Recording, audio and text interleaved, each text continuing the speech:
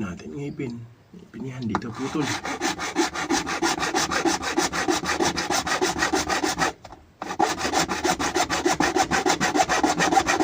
Kagalaw. Pwede na natin tanggalin itong ganun. Iikutin natin. Ayun o.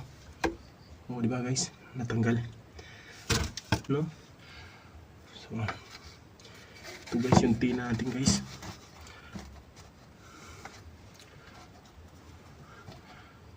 Ipasok muna natin yung tin natin guys.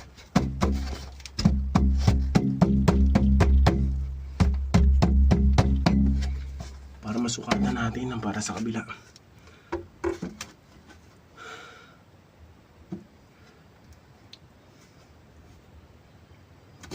Yung sakit natin doon, tas dito. Patuloy na natin guys. Magaling natin na rin. Napangali guys.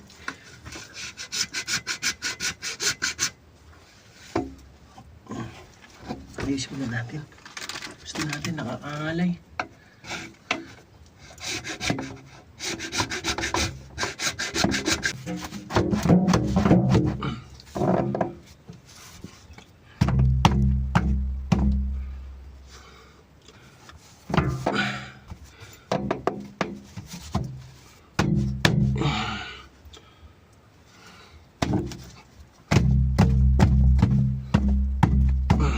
Lagyan natin pandikit ito guys. Wait lang. Lagyan natin pandikit.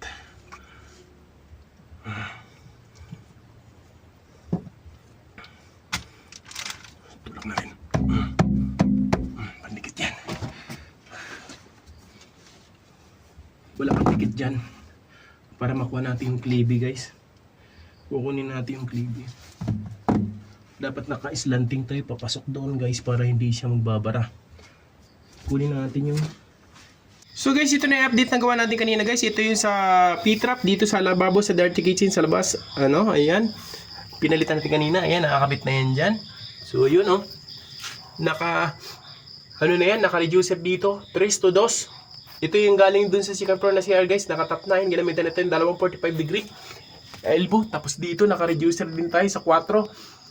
Papuntang 3 dito, yun sa second floor, 3 yan. Tapos pababa dito 4, papunta dun sa main line na pinagkabitan.